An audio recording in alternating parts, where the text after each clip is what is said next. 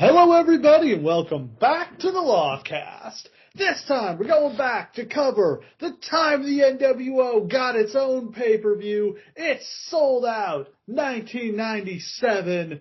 Kyush, how had you never watched this show until now?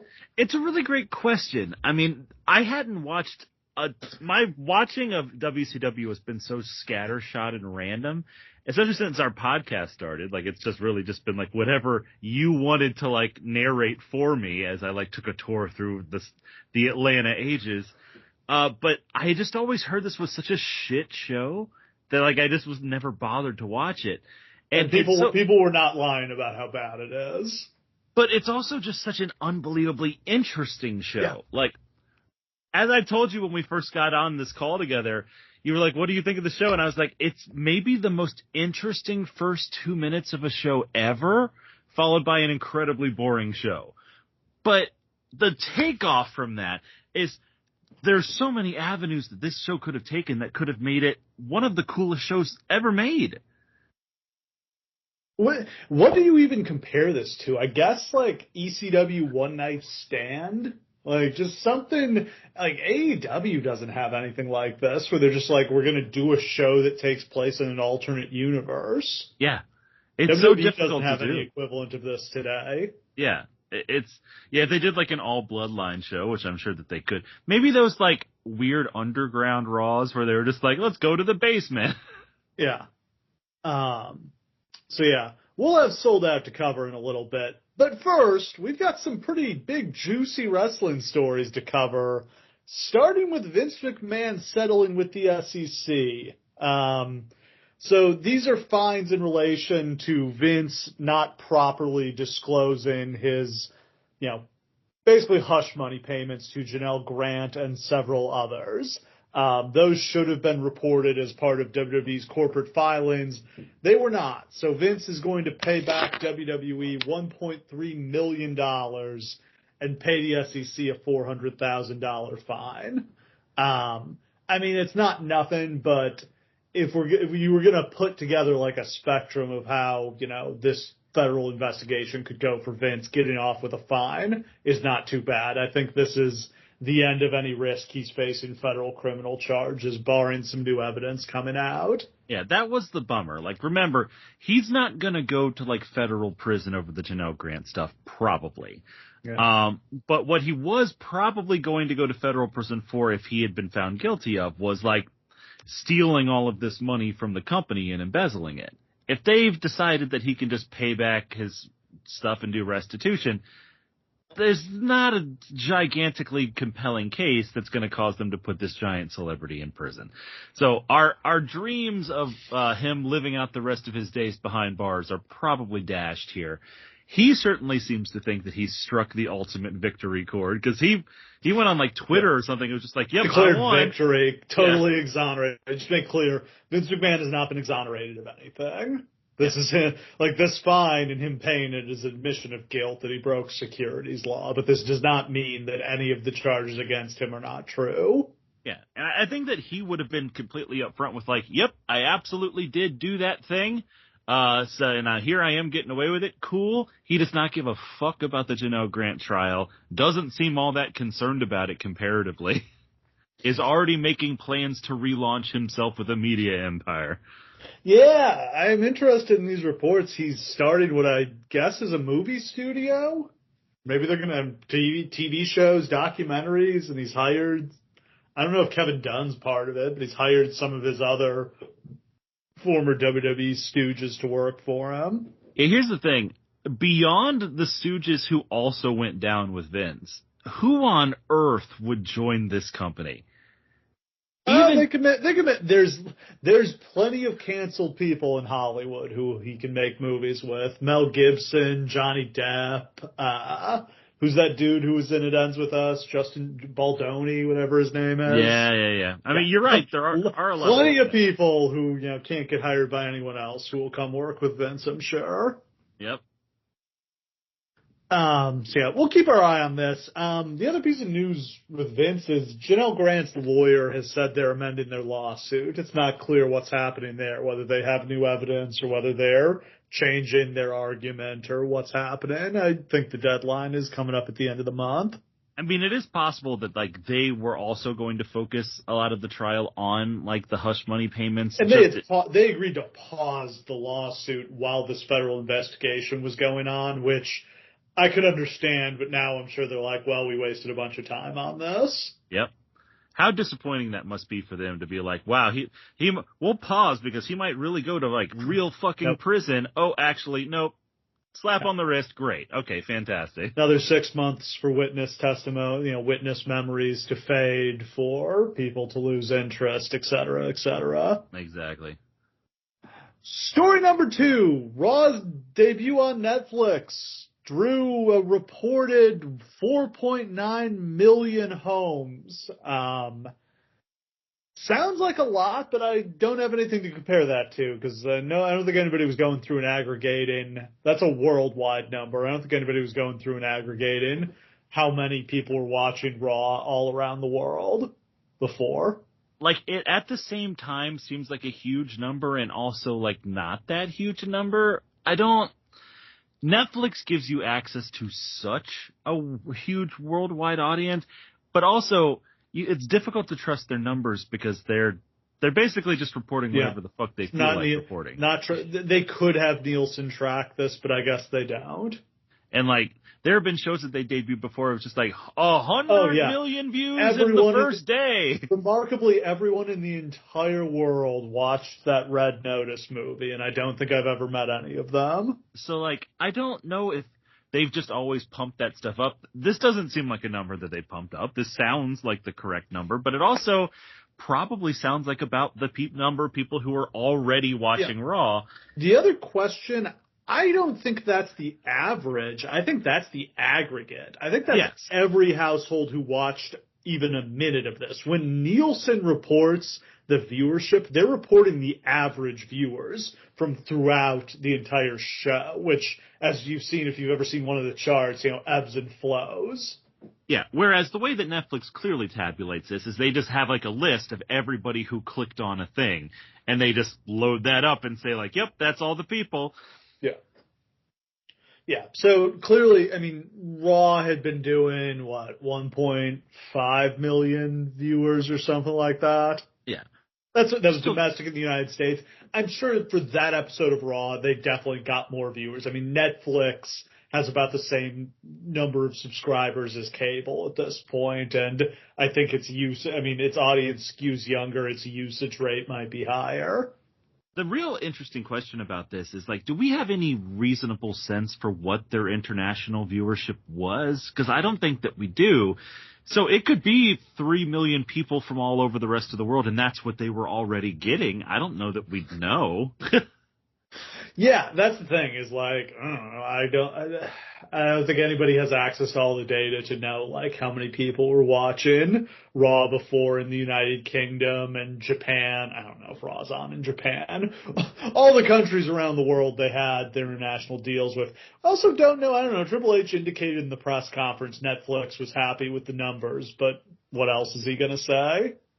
And also, they probably are, because this is more of like almost like a test run for Netflix than it is anything else. It's a 10-year deal anyway, so don't really need to worry too much about what this number looks like for the next couple of years. The real question is, like, does this number grow, or does it stay like exactly this, or does it shrink a little? Like, I would think shrink. Like, that was a very heavily hyped show that included an appearance from The Rock.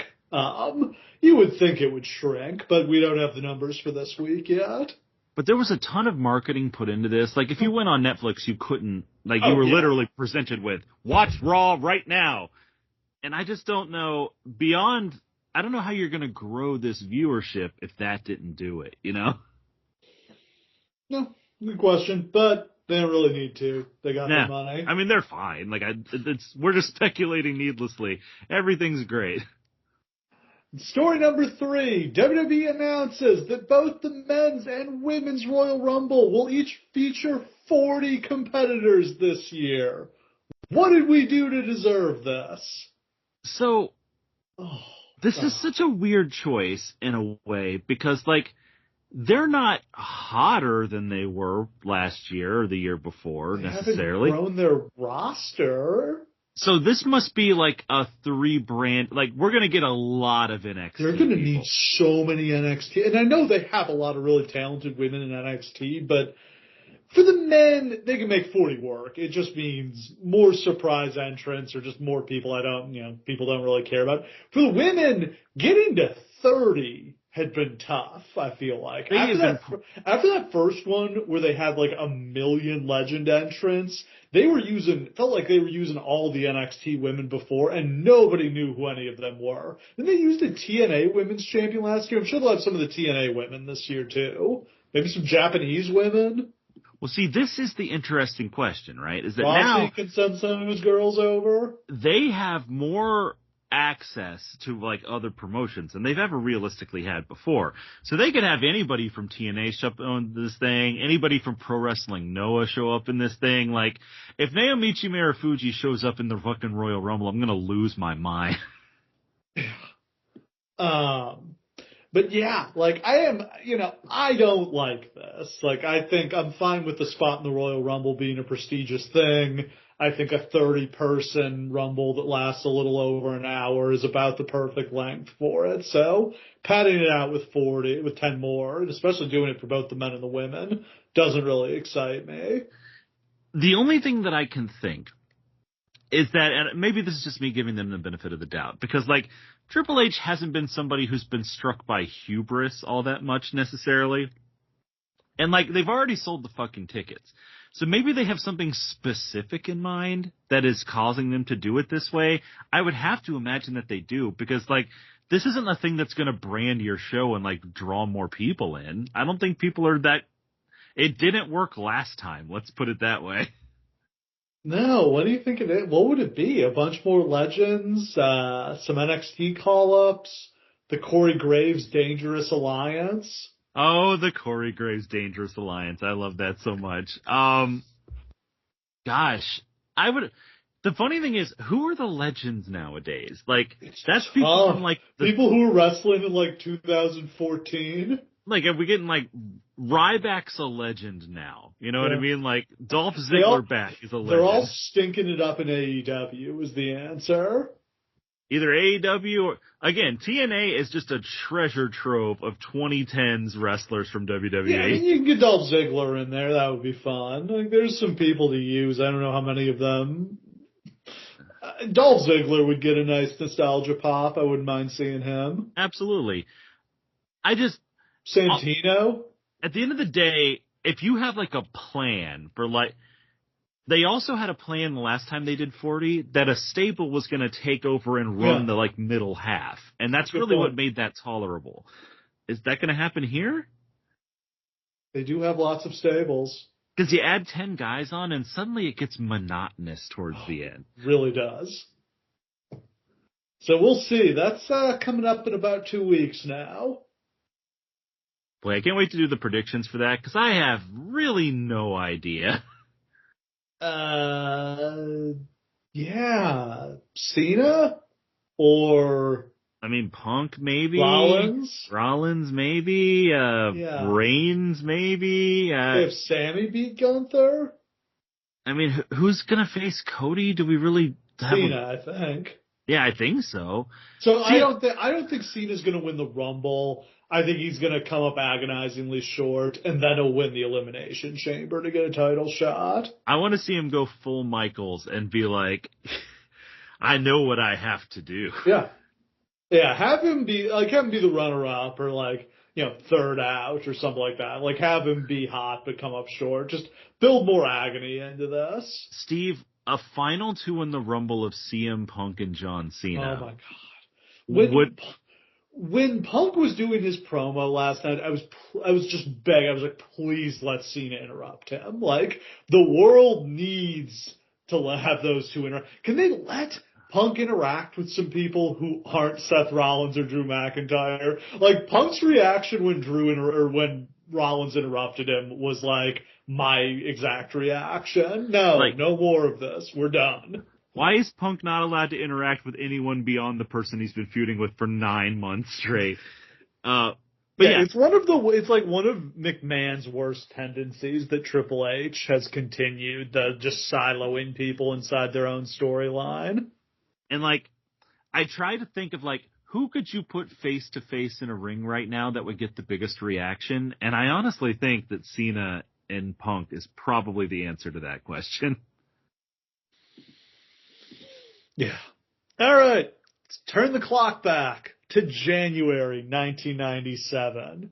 We're over 6 months into the NWO storyline, and it's been such a success that they've got their own pay-per-view. We're going to have an NWO set, NWO referees, NWO announcers. Everything will be different.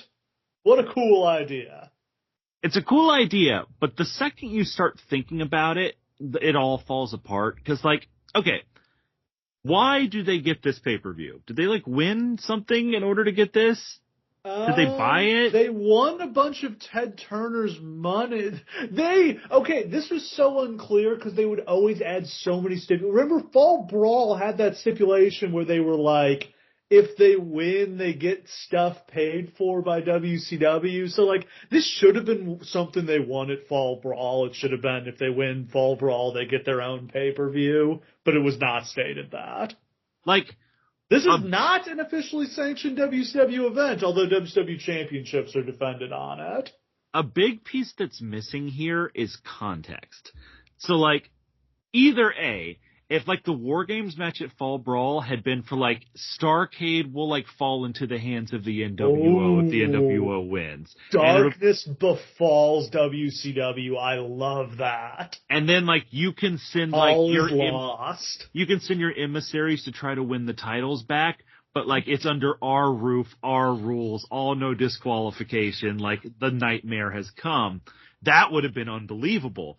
Or you could do this in such a way where it's just like, all right, we bought from Uncle Ted this airtime, but no WCW guys would fucking show up to that over there. Like, so what's the point? This would also work a lot better if WCW guys had all the belts so that they finagled a way for, like, to win them all off. And, like, I would say the opposite. I'd say the NWO guys should have the belts, and the WCW guys should be coming because they want to get because they want to try to win the belts back from them. It should be one of two ways. But the TV on the way in, where, like, the WCW guys are trying to decide, like, who do we send? Because, like, it's our one and only chance of ever seeing these belts again. It'll be a nightmare. Like, people are volunteering, but, like, there's arguments. Like, the WCW side starts falling apart. And that's really what's missing. There is no WCW side. There never is. No. And I'm okay with that at this point, because at this point WCW is a disorganized mess. It's just like they never do the thing where WCW all comes together because they can never pay off this storyline. Now, what this makes sense as, this is a pilot for the idea of there being an NWO show. You know, we'll see this pop up later in 97 when when Turner mandates that they need to do another show on TN, that they need a TBS show, what becomes Thunder. Bischoff's ideas, we'll have a WCW show and an NWO show. So the idea, I think, that they talked about was essentially every Nitro would be one of these, where it's the NWO's show. It's NWO Nitro and WCW Thunder. And, like, while I love Bischoff, and the idea of a brand split is smart, the idea that you're actually going to do an NWO show is maybe the stupidest imaginable fucking thought that you could have. Because you can't put this on all the time. This was way too much. This would have gotten old after a week. The idea of, like, basically Nitro being, like, the fast-paced modern show and Thunder being the more old-school show, I think you can make that work. That, like, Nitro has the NWO and the Cruiserweights and DDP and Goldberg and Booker T, and Thunder has, like, Bret Hart, Lex Luger, Ric Flair, you know, maybe the Giant, like the more old-school wrestlers.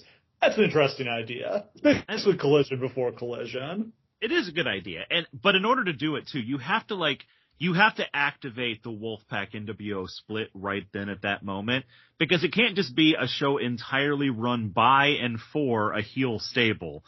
Because it just functionally it doesn't that make would sense. never work. work. It could be quote unquote NWO Nitro, but it would have to just be like what Nitro was.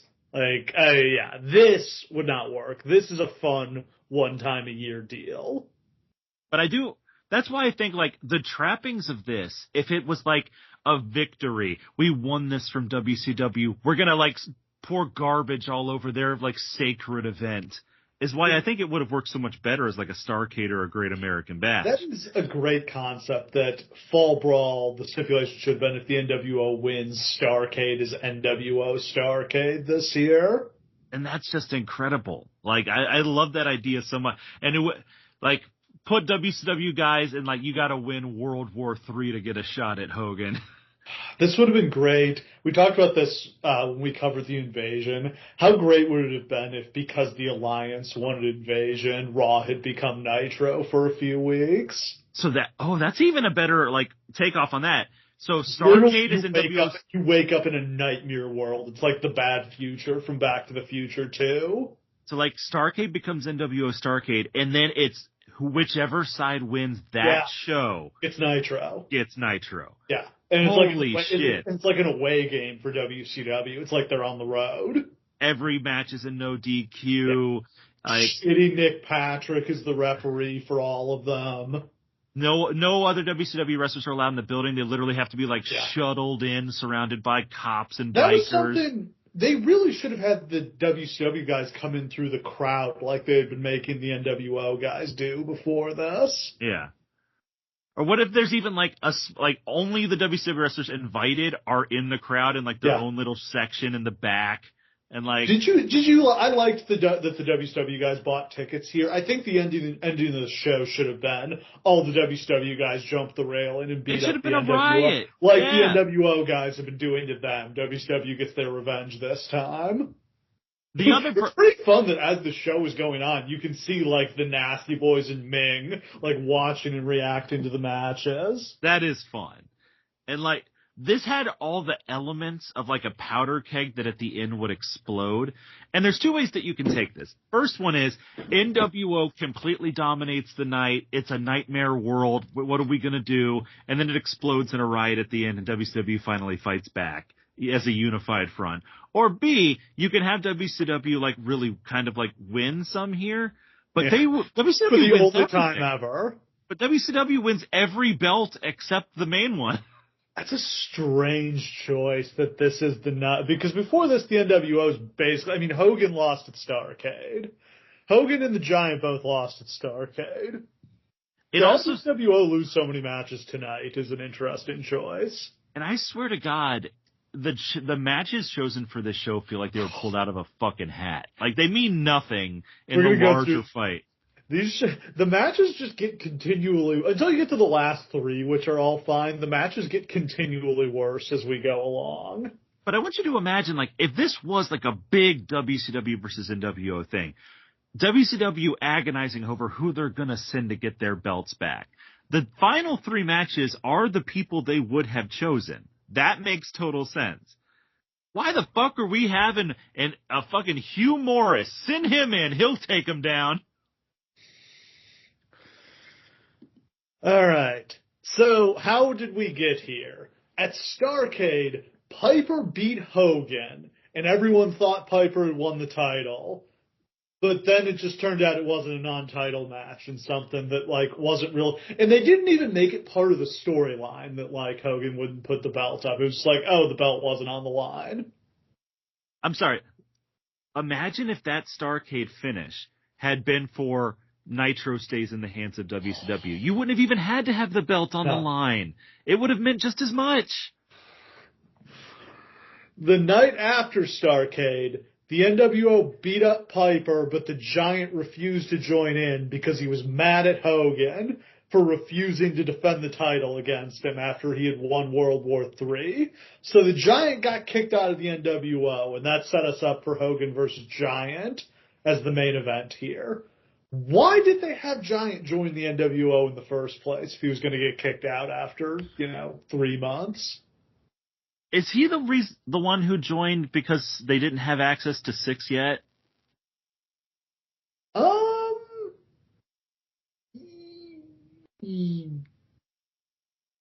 Not quite. I think it was supposed to be, I think it was Bulldog who was possibly going to come over in that spot. Okay. The Six was, I think, going to debut at Hog Wild, but they were gun shy about doing it because he didn't have his release from the WWF in writing yet. Got it. Okay. I think they did the Giant because they just needed a big surprise for the 100th Nitro, and they didn't have one. And I think it was, actually, I think it was another case. Six still didn't have his release by then, so yeah, they didn't have anybody to join. And like, I can understand feeling like you have to do this way. I mean, it kind of fucking sucks, but like, I get it, I guess. Yeah. The Giant never should have joined the NWO in the first place. They already had Kevin Nash. They didn't need another Giant. When I was watching this show, I thought that he hadn't turned yet because it just didn't make sense that way.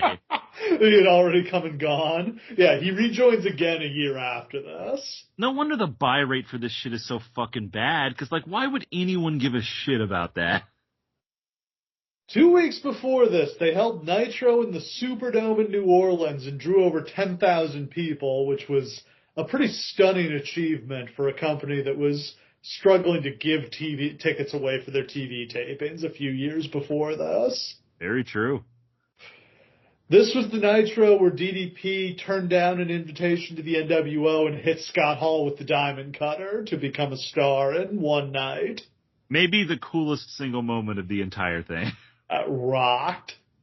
It's also the infamous Robin Hood Nitro. Do you remember this? Robin Hood Nitro? Okay. So TNT was debuting a Robin Hood TV series that night, and the first episode... now you know. The first episode was going to start at 11 p.m. after Nitro. So they had a Hogan Giant match start a few minutes before the top of the hour. And they went off the air after them wrestling for like 2 minutes, saying they were going to cut back into the match during the commercials of Robin Hood to show what was happening. So they taped like 2 minutes of Hogan and Giant wrestling before they went to a DQ and then cut that into, 30-second pieces and showed it during the commercials for Robin Hood over the course of the full hour. So every time they would cut back, they would act like it was still live. Yeah, so they made it seem like Hogan and Giant did like an hour Broadway. Oh, man. That was pretty shitty treatment of their audience. Yeah. Nobody wanted to watch Robin Hood. Can you imagine them doing that with, like, Silk Stockings and La Femme Nikita on Raw? Like, my God, I watched a lot of the first 5 minutes of those shows, but never any more than that. And I've seen the final minute of every episode of Star Trek. Was it Next Generation? Yeah. Every minute of every episode's final minute I've seen.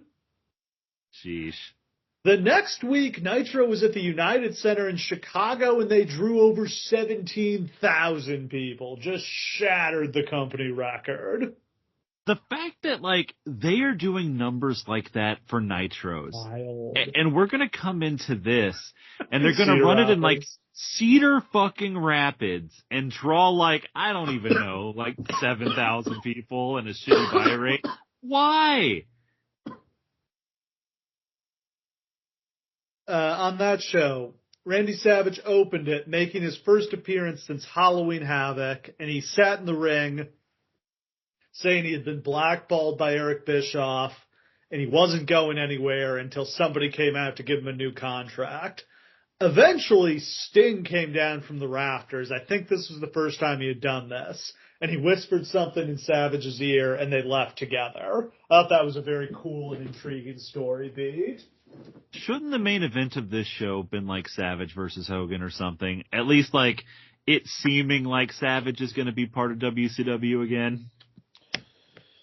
At least that would have had more appeal. Yeah, he's going to end up joining the NWO at Super Brawl. Yeah, but at least for this moment, you could have convinced fans that like, oh, he's on the team again. The night after that Nitro, they held the second to last Clash of the Champions. The main event was Luger beating Scott Hall by disqualification. There just wasn't much point to the Clash now that they had Nitro every week and pay-per-views every month. It wasn't special anymore.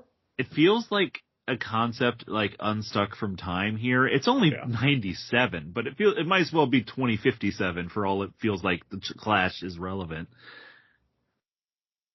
Somewhere in here, Scott Hall and Jerry Saggs got into a real fight during a match that ended with Hall getting some of his teeth knocked out. I think Hall threw a chair and it hit Saggs, and Saggs got really upset and tuned him up. Oh, yeah. I think, wasn't that in the match that also had, like, Ming and the Barbarian in it? I think it was a three-way. I think Ming and Barbarian were in there, too. And they must have been looking like, well, do you think, like, as Saggs and Hall were fighting, they were both kind of looking at Ming like, don't come over here. We don't want to fight you. We're not going to fight them, yeah. All right. Before we get to the show, are you ready for an NWO Souled Out lightning round? Always. Chris Benoit and Kevin Sullivan had a fight after the New Orleans Nitro that everyone assumed was a work. And based on what you and I have gone over through the history of those two, probably was. Probably. But maybe? They did it, like, at the Superdome bar in front of all the boys. So, like, yeah, probably a work. But, like, what were they working? The boys. There was never any point to that. Even when Meltzer wrote it up, he was like, everyone assumes this was a work. Yeah. The boys always think everything is a work. The boys think football, like the NFL, is a work. Because when you're a con man, you assume everyone else is a con man. Jushin Liger defeated Ultimo Dragon to win the J Crown at the Tokyo Dome. God, just the coolest fucking shit imaginable. And the junior heavyweights were like third from the top on that show, I think. Is that the highest they've ever gotten on that show? Without question, yes. Yeah. That's right around the time they started flirting with Justin Liger as like a main eventer. But even if you like do let juniors into the main event, it can't be Liger because he's like 5'3". The WWF debuted Shotgun Saturday Night. A horrifically failed attempt at recreating ECW that was nonetheless a fun idea for how crazy it was. God, when are we going to get Shotgun Saturday Night on Peacock? I'd watch some of those. There's like, just put like the first 6 of them up, because after that it just became, a regular Beast show. They taped before Raw. Yeah, I've never seen any of them. All I know is that Terry Funk promo where he says, "Your mother's a whore." Yeah. Oh, I thought you were saying when Terry Runnels flashed her boobs on the first episode. That also happened. Like, I mean, it's quite a show. Also, like, Mankind wrestled Bret Hart on the first one. I do want to see that. Really? I'm sure that's on YouTube. Yeah, the only time Mick Foley and Bret Hart ever wrestled.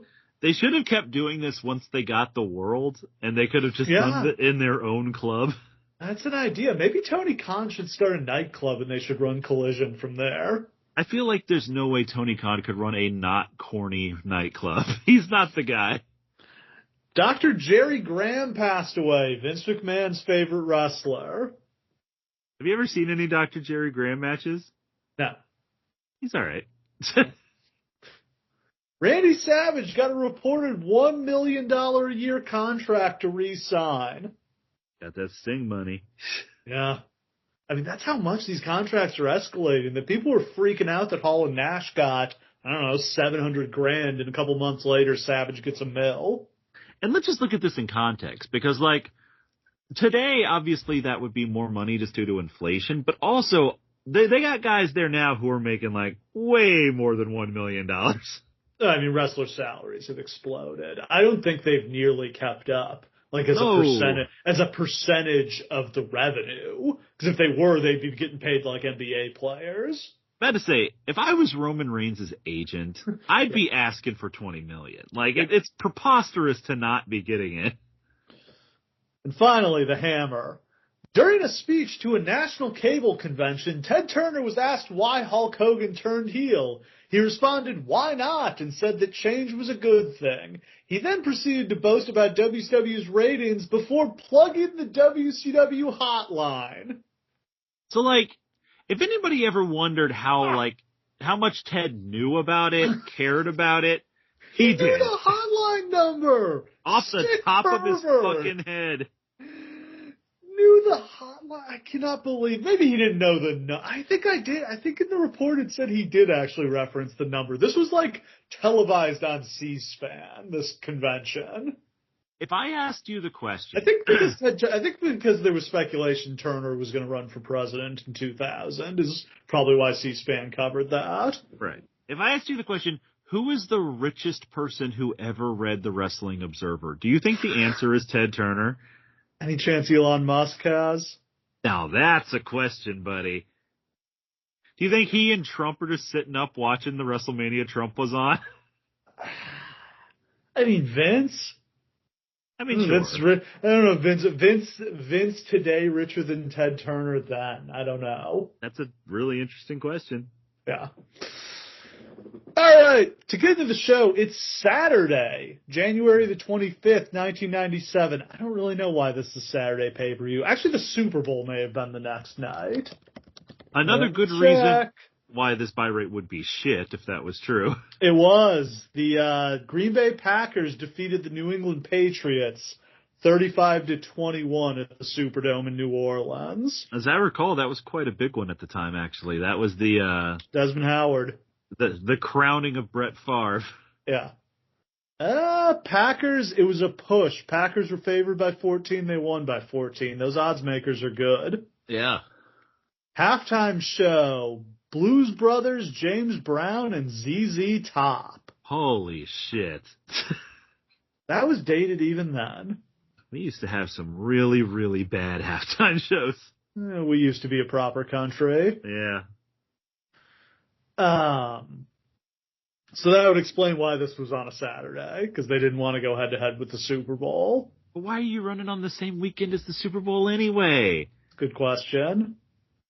Because the Super Bowl is a whole thing. It's not just like a one-night thing. Like, people have their whole weekend set around the Super Bowl. We're at the Five Seasons Center in Cedar Rapids, Iowa. Again, I why are we here? have to imagine this was just a house show that was booked for Cedar Rapids, because I don't know how far in advance they decided to make this, like to do this January pay-per-view. This may have been something they only decided to do once they started heating up in 96. I'm going to do some quick Googling and see if I can figure out what the other January house shows they had on the books were to see if there were any better towns. Because, like, this is not a good town. I'm sorry, Cedar Rapids. There's like 5,000 people there in what I guess is about a 9,000 seat building, although it looked fine on camera. Yeah, that is true. Maybe there was like another deck above the second deck that was empty. Like, they shoot it in such a way that, like, they're only ever focusing on the people who are low, right? Yeah. Okay, so here are your choices. It was either Cedar Rapids, Little Rock, Arkansas, or Kansas City. Well, they could have had a riot in Little Rock. I mean, and Kansas City would have been on the 31st. Like, that just makes more sense to, I don't know. Yeah, it might have done Kansas City. Yeah. More distance from the Royal Rumble, which I think was on the 18th. And it's only the next week, so I mean, why not? I don't know. On commentary, Eric Bischoff and Ted DiBiase. This is maybe the worst part of the entire show. And, like, I get what they're going for, because obviously Bischoff was a former announcer and he's got the chops, but, like, he doesn't know what angle to strike between, like, heel commentator and actually calling the matches and burying guys, but you don't want to bury guys. The stuff I enjoyed, he had this fun, like, shitty fake earnestness where he's like, the NWO is a new upstart promotion. It is disgraceful that Pee Wee Anderson would come in and count the fall against us like that. I did love that. That was pretty good. Him going on and on about karate kicks, bizarre. The other thing is, we have established canonically that the single worst color commentator in wrestling history is Ted DiBiase. What they should have done is just make, like, Tony, Bobby, and Larry come and then make them commentate with Eric. That would have been fun. Hall and Nash on commentary would have been a lot of fun.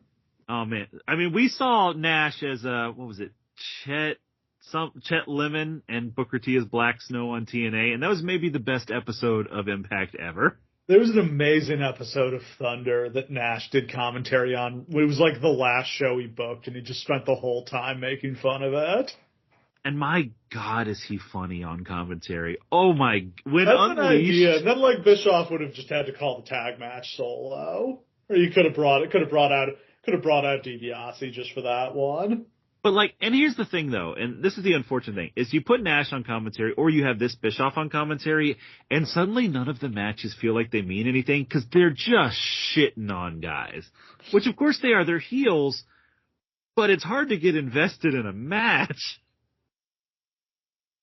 In the show did 170,000 buys, which is a pretty weak number. That was the lowest WCW pay-per-view since the Great American Bash. Yeah, I mean, this is The the new pay-per-view, so we don't really have anything to compare it to. Yeah, this is the first pay-per-view of WCW's like bright new huge era, and it is not a particular success.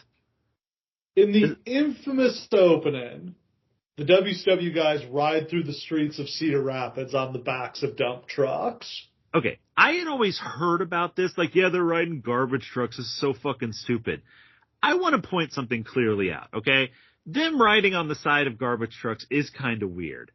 But the image that you get when there's like 6 gigantic semi-trucks with gigantic NWO flags, shot in black and white, riding through downtown Cedar Rapids with cop cars surrounding them, and like the noise and the chaos, and they pull into the garage and they just take it over. All shot in black and white. This is one of the coolest things I've ever seen in wrestling. They've just been riding in the semi-trucks, I think. If they're just like, you have a couple guys in each semi-truck cab, that I think is cool. Absolutely.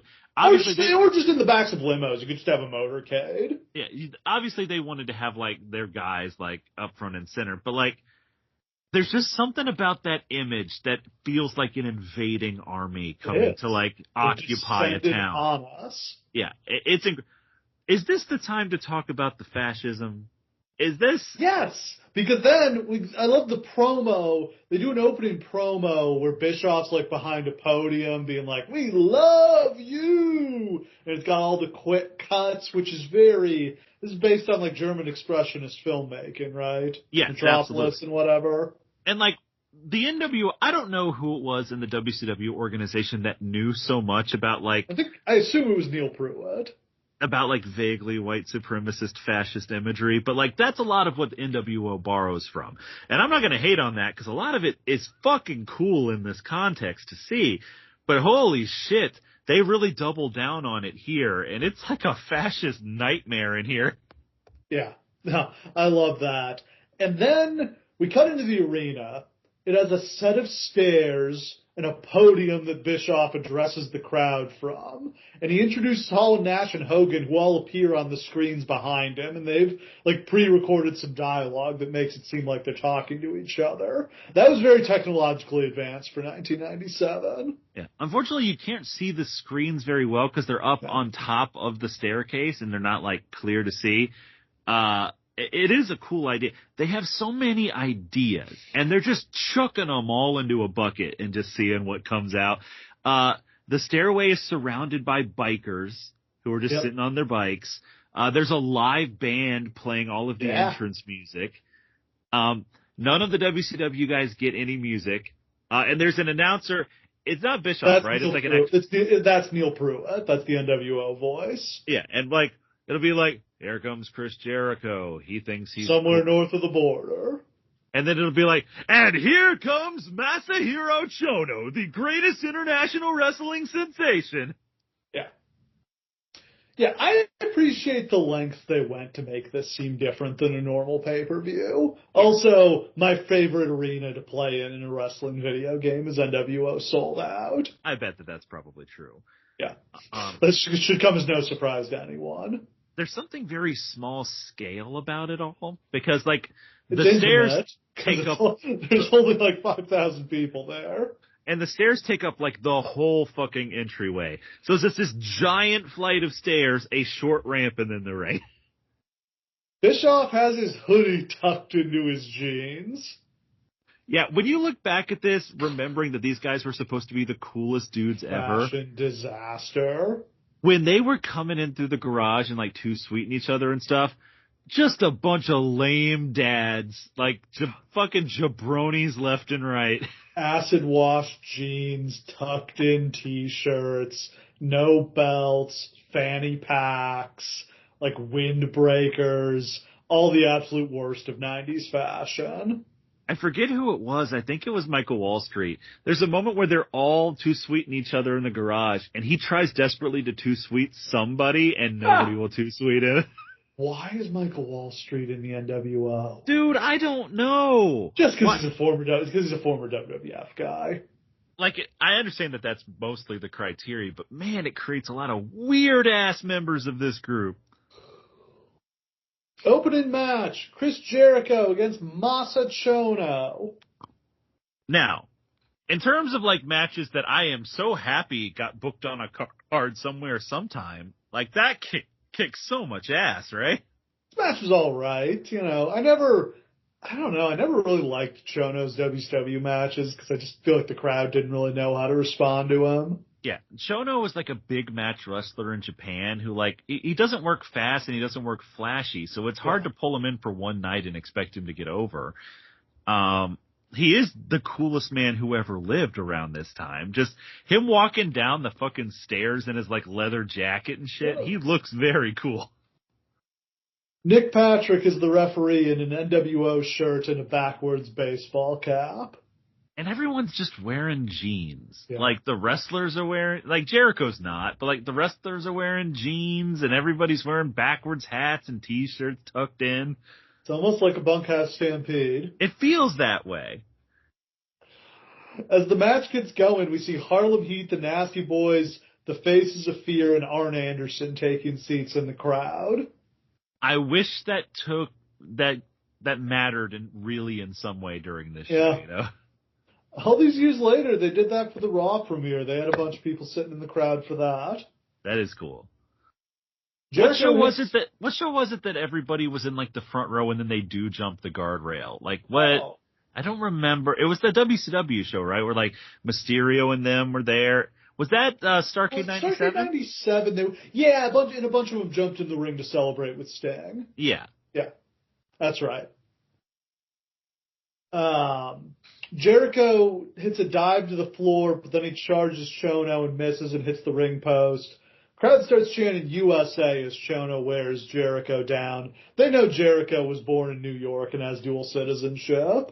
Obviously they do. They were a big fan of his dad, the hockey player. So Ted Irvin, yeah.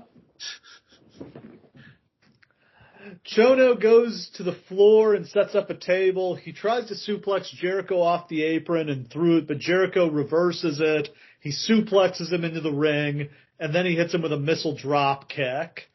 Jericho hits the lion salt, but he gets knocked off the apron through the table, and Chono pulls him back into the ring, kicks him, and pins him. It was fine. Not a great match, but not offensive. Yeah. It's another one on this card that kind of suffers from being kind of pointless. Like, why show up for this show? Like, what was in it for him? Like, to come and get embarrassed. But also, like, they just let him wrestle like a normal match. I don't know that this sounds horrible, and I'm sure it would have sucked. But should there be any show where, like, NWO guys don't interfere or something? Like, why are they just letting clean matches happen? Good question. And then we get the first round of the Miss NWO pageant. So, Steve, what's the Miss NWO pageant? So they went out and got a bunch of, like, real, salt of the earth Cedar Rapids women. Like, clearly they went to some dive bars and found some women to come out for this thing. And then this obnoxious douchebag Jeff Katz, who I'm not familiar with, asks them, like, awkward sexual questions that none of them can come up with answers to. And he's like really skeezy. What would you do to get to get in the ring with Kevin Nash? And he wants them to say, like, I'd suck his dick on live TV. But none of them will because they're not crazy. No. No, like, and one of them at one point literally can't hear the question because like her hearing aid isn't working. Now, I will say this, like, look, are these like the kind of models you normally see on television? No. With the exception of the woman Bischoff will choose later, these are just normal women. Yeah. I had been sold this as like, they got the ugliest chicks on this. No, they're just women. Like, they look fine. They're just like, yeah, they're like women you'd see hanging out in a biker bar. Yeah.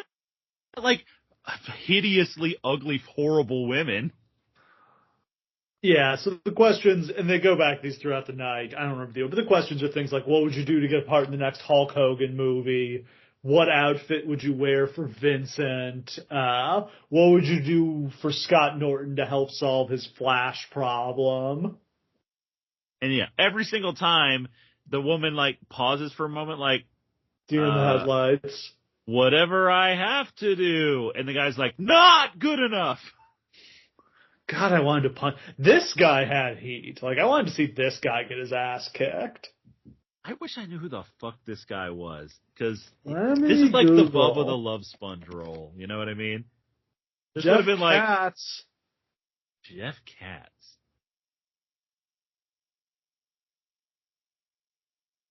Film producer. Produced some notable movies: The Pope's Exorcist, Freddy vs. Jason, Snakes on a Plane, Shoot 'Em Up, X-Men Origins Wolverine, the original Deadpool, Booster Gold, and Freddy vs. Jason vs. Ash. Okay, so now that you mention that, I know who this man is in his Screenwriter, real life. radio host, yeah. What the fuck? Briefly attended Michigan State before dropping out. He's from Michigan. Yeah, he's one of yours, buddy. Yeah. Ooh, we don't claim him. Yeah. Yeah. Tried to start a wrestling promotion. He did? WRP, Wrestling Retribution Project. He was the one behind that? Oh my God. I don't know what this is. Kenny Omega wrestled for this? Steve, this is a whole nother episode of our show. Oh, this God. was like literally they like announced that they had, this was almost like, this is literally the forerunner to like Global Force Wrestling. Yeah, where they everyone. Every week they would release the name of a new person they had signed and they got everybody, every fucking free agent in existence, and then it just never launched. But like, oh my God, the General Wrestling Forum on Raja.com was hot for the Wrestling Retribution Project. Wow. That's quite the rabbit hole we've gone down here. But, okay, so rewind. This guy's just like a dumpy motherfucker who sucks. Yeah. He sucks. He briefly took over the hotline while Gene was gone. How is he? Okay, I'm not going to go down a whole thing with this guy, but like, what a weird dude. There's some references in the sheets to him being like a favorite of Eric Bischoff. So maybe he was I mean, none of his... Okay, that's probably overly untoward. The dude was apparently 17 at this point. What? It says he was 17 when he was hired by Eric Bischoff in 1996. He looks 40 here. That's all very strange. Okay, back to reality. Next up, we have a Mexican death match as Hugh Morris takes on Big Bubba. It's a Mexican death match. I don't know. Steve doesn't know. The people in the match don't know. I think it was supposed to be Conan in this match, which is why it was a Mexican death match. That would make more sense. Conan versus Hugh Morris. Hugh Morris is a former member of the Dungeon of Doom, as is Big Bubba. And I'll say, I have no problem with Big Bubba in the NWO. I think he's perfect to be their bodyguard. Yeah, I have a problem with him wrestling matches in the NWO because he should just be Hogan's heavy. That's the thing. Every single Hogan match should have Big Bubba outside the ring. Because that just would add so much. The fuck are you? You're already trying to beat Hulk Hogan and you got Big Bubba, the big boss man, down on the floor backing him up. And at any point, he might just call 34 others. Yeah. Like, they have a security team, like, quotations mark, but, like, it would make sense for it to be, like, Boss Man's team. And then Boss Man's like, come on down, Virgil, and whatever other jabrones we got back there. Morris handcuffs Bubba to the ropes and clotheslines him over, and the handcuffs break. Yup. They eventually fight up the ramp. Morris goes for a moonsault off the steps, but he misses. This is the maybe singular worst moonsault in the history of wrestling. He ends up... He didn't commit to it. He ends up 90 degrees from where he started. So he doesn't get full rotation. He's lying sideways. And then Bubba gets on one of the motorcycles and runs Morris over to win the match. It was extremely funny. He, like... Think of all the times that guys have, like, hopped on motorcycles in the spur of the moment in front of a live crowd and how bad it's gone. He manages to start the thing. One of the biker women comes over and is like, hey, you forgot the kickstand. And then he revs it up, and he's like, he has to be careful because he can't hit Morris going like 40. Yeah. He's got, so he's like, he has to be able to stop before he hits the steps. So he goes up a little, back a little, up a little, back a little, up a little, back a little, and then Morris like jumps into it. But that it was a pretty cool visual when he hit him. Yeah, and that's it. Morris can't answer the count. Bubba wins. Yeah. Terrible match. Unwatchable. Then we get round 2 of the Miss NWO pageant, and then Bischoff shows off the NWO website. WCW always on the cutting edge of technology. They really kind of were. I don't think there was a WWF website yet in 1997. Yeah, I find it very hard to believe, or that anything good would have been on it. That was Shane's thing. Shane was the head of New Media Ventures. So, just while we're here in the middle of the show, so I pulled up the list of who the champions were at this point. And is this a Stump Steve? It's not. It probably should have been. But I just pulled it up because most of the champions are WCW guys. So, like, Malenko's got the Cruiserweight belt, Regal has the television belt, Eddie's got the U.S. title. Wouldn't it have just made so much more sense for all the NWO guys to have had these belts and to just have every match on the show be WCW guys coming for titles? Could have done that. You could have gotten all the belts to the NWO guys. It wouldn't be that difficult. And it just...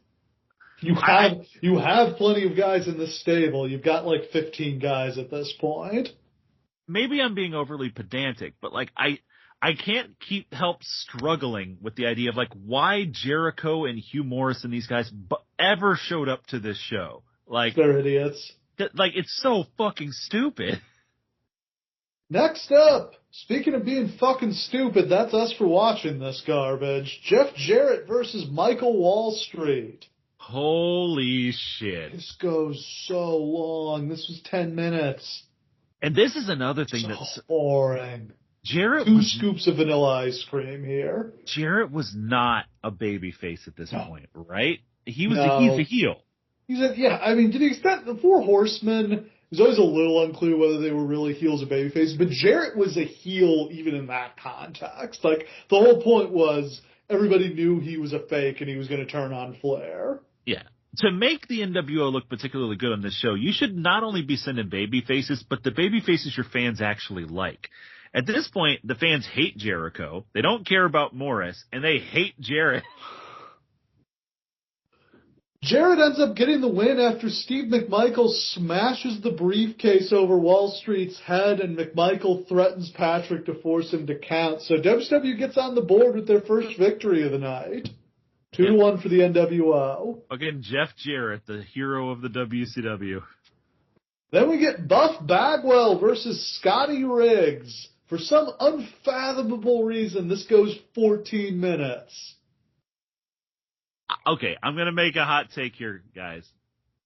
I think this match was actually kind of good. Wow, defend yourself. So, Scotty Riggs and Buff Bagwell had previously been a tag team, the American Males. Indeed. I do like the idea that, like, Scotty Riggs would be like, man, I don't even fucking know you anymore. Like, who the fuck is this NWO guy? I'm going to try to get some revenge. At least this match makes sense to be on this show. And I kind of like Scotty Riggs as a babyface. He's got some fire. He's got some moves. This didn't suck. Buff Bagwell was capable of decent wrestling matches. I'm not saying it was great, but for this show, it was probably the third best match. Yeah. Bagwell got the win with the blockbuster. Yeah. I don't know. I like watching matches that have a reason to be happening. How'd you feel about the next one in which Diamond Dallas Page took on Scott Flash Norton? I'm going to tell you this. This had very little reason for happening, but it ruled because the context of this match is DDP tries to do stuff, but you can't do anything to the human avalanche that is Scott Norton. Brick wall. He's immovable. This entire match is just DDP trying to do moves and Scott Norton throwing him 10 feet away. Shrugs him off. Yeah, this to me was showing how much progress DDP had made. Yeah. Like, he basically wrestles this match against a brick wall, and it's a fun match. As he sets up for the Diamond Cutter, Bagwell, Vincent, Wall Street, and Bubba come out. They once again offer Page the spot in the NWO. Why? They're idiots. Yeah, I was sure they were all coming out to kick his ass, but Page puts on the shirt, and then he nails Norton with the Diamond Cutter, and he fights off the other NWO guys and runs off. This is incredibly stupid, because he's already gotten the moment where he was like a hero who escaped. This should have been the moment where his hubris coming here ended with him dying. That's the kind of vulnerable babyface that really gets over. You know what I mean? Hall and Nash should have come out and offered it to him one more time, but it should have been a trap, and they should have literally beat the fuck out of Diamond Dallas Page. That's an idea. And then, for the tag titles, the Outsiders defend against the Steiner brothers. Scott hits Hall with a pump handle slam and a belly-to-belly suplex. Hall cuts Scott off with a choke slam and tags in Nash. Scott comes back with a belly-to-belly suplex on Nash. It's pretty impressive to throw a 7-footer like that. And it didn't seem like he was hard. Nope. Rick tags in and hits a power slam, but Hall distracts him and Nash hits a big boot and the Outsiders go to work on Rick. Rick manages to tag out. Scott hits a T-bone suplex on Nash. Hall cuts Scott off as he goes to the top rope and he hits him with the Outsider's edge off the second rope. But Patrick gets knocked down on the outside, so he can't make the count. Rick hits Hall with a Steiner Bulldog. At this point, WCW referee Randy Pee Wee Anderson jumps the railing, jumps in the ring, and counts the 1, 2, 3 to a huge pop. That is extremely cool. I loved Pee Wee Anderson jumping in the ring here, and the crowd's reaction. Is this before or after he had been fired? This is what gets him fired. Okay, that makes sense. Yeah. Now, you could ask the question, does he have the authority to do that at a non-WCW No, he does not. event? He does not. That's why the belts are returned to Hall and Nash the next night. This is a Dusty finish, a classic Dusty finish, and this is why they work. Because in that night, you feel like you're on top of the world, and then it all gets yanked away. But yeah, pretty good match. I enjoyed that one. Yeah, this one's, very enjoyable. I could watch the Steiners wrestle the Outsiders forever. But the best match on the show is coming next. For the U.S. title, it's a ladder match as Eddie Guerrero defends against Six. Yes, Eddie Guerrero and Sean Waltman had a ladder match in WCW, and I can almost guarantee you've never seen it. And it's the semi-main event. I had certainly never seen this match. I had always been told, yeah, it's pretty good. This match fucking whoops ass. Yeah. Yeah, it's just kind of been lost to history. This is one of the only ladder matches there ever was in WCW. I remember 3 or something like that. I also thought for sure it was for the Cruiserweight belt. Nope, U.S. belt. Title. These guys are important on this show. Eddie's the U.S. champion. But Six comes out with the belt because he stole it from Eddie. Love that. Bischoff spends a lot of time talking about karate here. Just so much time. Going on and on about fake karate guys in Hollywood and how Sean Waltman's the real deal. Yep. Six goes and gets the ladder. They fight over it, and Six gets knocked out with a teeter-totter spot. Yep.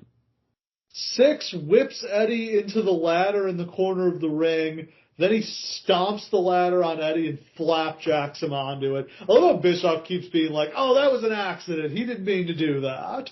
Yeah, why does he keep saying that? Because he's trying to say, it'd be like he's a good guy. Because he complained when Eddie used the ladder as a weapon. He's like, that's not the spirit of this match. That ladder's not supposed to be a weapon. So when Six does it, he keeps being like, oh, that was an accident. He didn't mean to stomp the ladder there.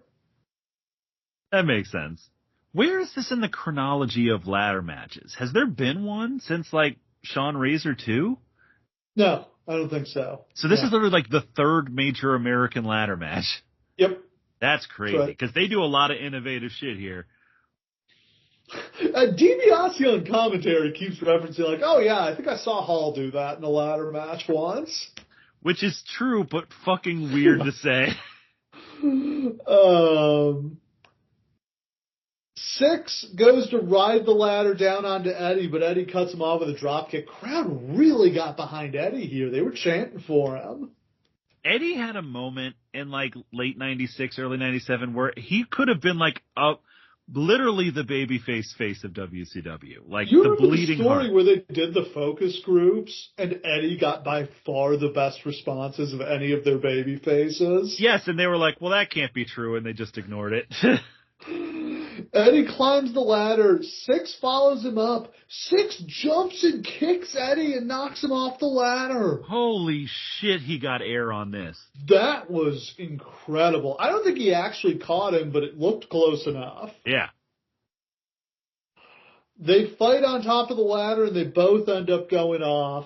And then they go back up again. They fight over the belt. They both get it off, so they're both holding the thing. And Eddie hits Six with it, and Patrick is forced to declare him the winner. Awesome. That very, rocked. very cool. One of the better matches of 1997, I'd say. For sure.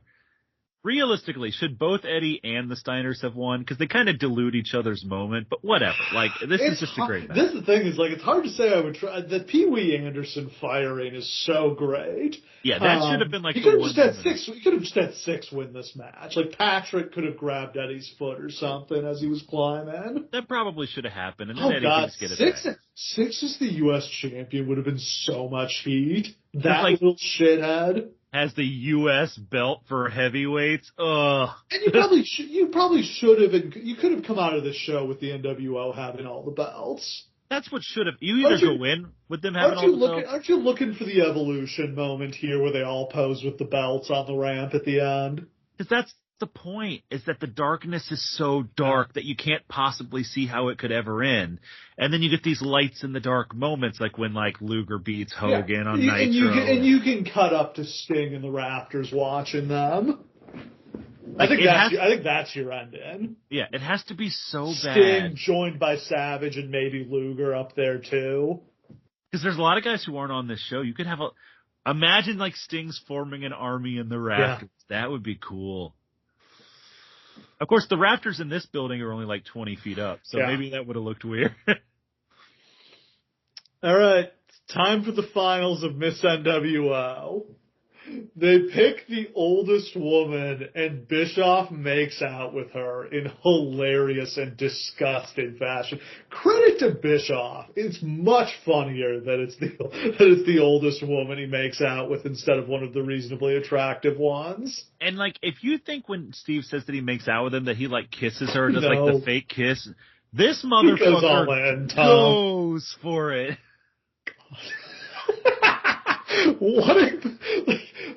Okay, is there any way to salvage these Miss NWO segments? No. Maybe if you had revealed, like, Medusa at the end and she was the newest member of the NWO. That would have been interesting. Why wasn't Medusa in the NWO? Does it make more sense for Medusa to be one of the baby faces and just have, like, one of the Joshis be in the NWO instead? Maybe. NWO Japan, Shono brings, somebody over with him. I mean, Akira Hakuto was the women's champion at the time, so it could have just been her. But, like, the visual of Medusa coming out and whooping Bischoff's ass would have been very satisfying. Would have been just like when she beat up Paulie. Yeah. So let me ask you a question. What's uglier, the Miss NWO pageant or the match you're about to talk about?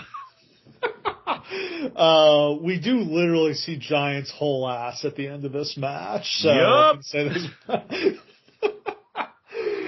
Okay, yeah, it's main event time for the WCW title. Hogan defends against the Giant. Hogan comes out with the whole NWO backing him up. Nothing happens. Just lots of punching and kicking and clawing and choking. Like, there is nothing redeeming. Like, obviously, what do you do? What can Hogan even do that? I mean, he should have wrestled like Japan Hogan, and he did do a takedown or two. what if he had just started throwing out fucking arm bars and shit here? That would have ruled. The only way he can wrestle the Giant is to do sneaky stuff, but it is just one of those, like, there's only so much you can do. You could just do some comedy stuff and have Giant just kind of humiliate Hogan. Yep. Hogan throws powder in Giant's eyes, but it doesn't work.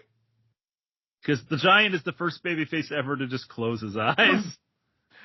Giant goes to the top rope, and he goes for an elbow drop, but Hogan rolls out of the way. Woo! Yep. Hogan hits the big boot and a scoop slam, and then the leg drop, and he poses for the crowd, but Giant stands right up behind him. That was a cool moment. Ruh-roh. Giant chokeslams Hogan, and he's got Hogan beat, but Patrick keeps counting 1, 2, and like pointing at Hogan's shoulder, be like, no, he got it up. Yep. He doesn't move at all. Multiple times he makes this count, and he keeps pulling on the count. Oh, man. So Giant chokeslams Nick Patrick. The NWO hits the ring, Bagwell gets chokeslammed, then Vincent, Wall Street, and Bubba. Giant goes to chokeslam 6 when Hogan hits Giant with a guitar that Bischoff handed him. Which seems a little random, but sure. Guitar made of cardboard. He hits him with it like 5 times because they just can't get a satisfying hit out of it. And then Hogan, Hall, and Nash yank Giant's singlet down, exposing his bare ass to the point where they have to censor it on Peacock. This is, gosh. Why have we seen Big Show's ass in taint so many times? I was just thinking of like Akibono's sumo match. Or the time DX shoved Vince's head up his ass. I don't think, with the exception of maybe Rikishi, I've ever seen so much of anyone's ass. I mean, I watched the Detroit Lions play all those years. Yeah. That's fair. God. Yeah, pulled the singlet down way too far. We didn't need to see his ass. Like, there's an art to this. Like, your Ric Flairs and your Shawn Michaels know exactly how much tights to come down before you see, like, the bottom of the balls. All you need to see is the tan line. Like, right. That's what triggers the crowd, is when they see the untanned cheeks. I can't remember what show we were watching, like, a while ago, where, like, literally they pulled it down so far you were just literally staring at his nutsack. But, like, there's an art to this, and you have to do it right. Why does he wear a thong like a self-respecting wrestler? I know. I don't know if they make him in his size. No, I mean, he could also just wear some underwear under that singlet, but he doesn't want to have lines. Yeah. They spray paint NWO on his back, and the crowd chants for Sting, but we don't see Sting. Should we have seen Sting here? I think definitely too soon for Sting to get physical. Maybe you could have done just a shot of him in the rafters. I do think it's compelling for the crowd to be chanting for Sting, but there's no Sting. He doesn't answer. The whores and politicians will look up and say, save us, and I'll answer no. Like, they know he's their only hope, but it's not time yet. So we're just still here. Again, I wish we had come out of this either hopeless or with, like, WCW runs roughshod, but it feels way too soon for that. Like, hopeless is good. If this is Starrcade, and, like, maybe WCW can edge out Starrcade with, like, Piper winning or something like that. But honestly, if I'm booking this, NWO is winning that. Like, NWO is winning everything. Yeah. All right. Overall, yeah, the show is quite. Is this show as bad as its reputation? No. See, this is what No. I'll say.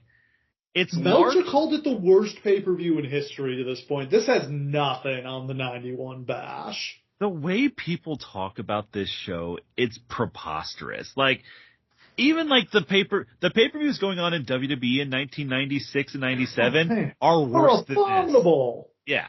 Like, just a whole bunch of fucking unwatchable matches. Nothing on this show was unwatchable. Was it boring? Yeah. There were parts that were extremely boring.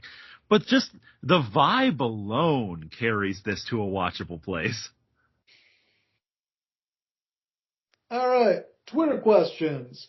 AJ Jones asks, if the main event here was NWO Big 3 versus WCW at this time, what 3 WCW wrestlers would you have had? Okay, are we imagining that the rest of the show is the same? No, I mean, we can choose whoever we want. And we can't use Sting or Savage because neither of them are wrestling at this time. I mean, it's the Steiners and Luger, right? Like, I guess that's about all you have. You have Giant, but can you trust him? You could do Luger, Giant, and who would be a third guy there? Page? Yeah, it seems early for Page. It seems early for Page. Well, I mean, whoever it is, Piper. they're losing. So, I mean. Yeah, Piper. Well, you can't put Piper in because then they can't lose. Yeah, good point. And, like, you only have so many appearances on Piper.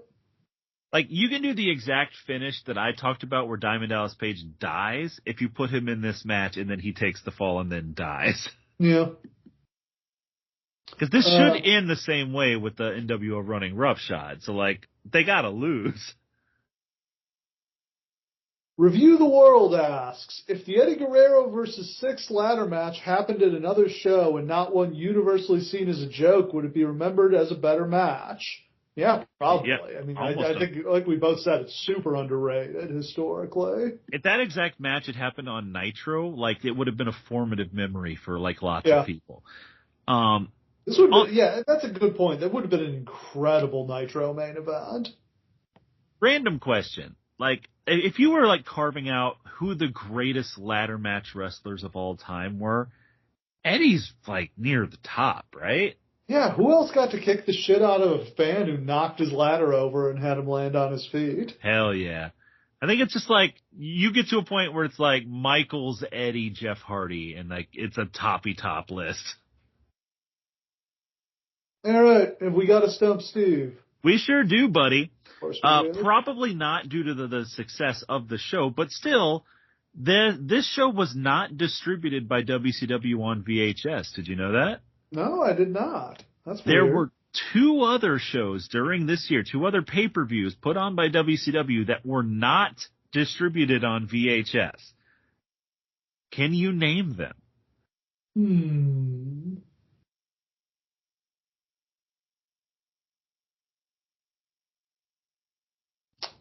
I'm gonna guess World War III? That is not one of the 2. Oh. I don't know. One of them I would believe has to do with like the success of the show, or maybe the content of it. Thereof. Yeah. The other one I don't think was that unsuccessful, but I'm not sure. Uncensored? Nope, not uncensored.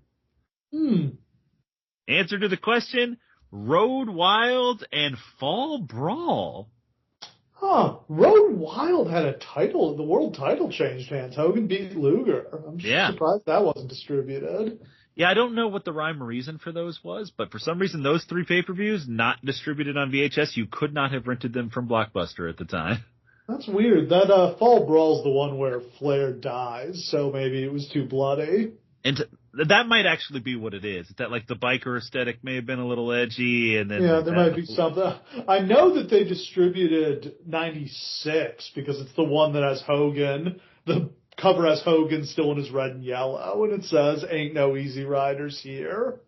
There were 4 in 98 that they didn't distribute, which seems crazy considering how fucking hot they were. Yeah, that's weird. Why would you not like?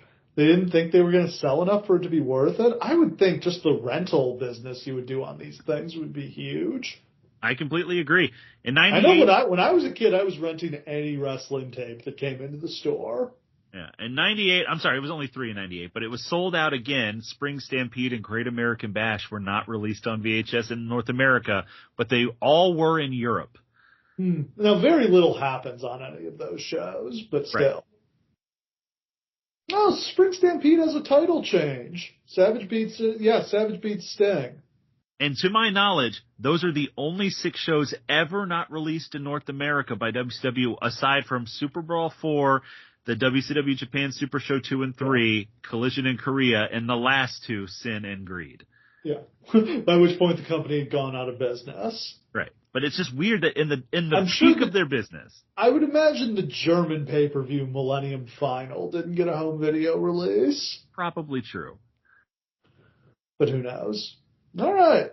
Next time, since the Royal Rumble is going to feature 40 participants, I guess it's only right that we go back and review the original 40-man Royal Rumble, right? This is a show that if you remember it at all, you might remember the punk part. You might remember the fantastic end to it where it looks like Santino won for the briefest of seconds. But do you remember anything else from that show? I bet you $1 million you don't. Diesel, right? Yeah, I think Diesel was on that one. I think this is the Diesel one. I've watched that clip so many times over the years. Yeah, the ridiculous pop when that glass shatters.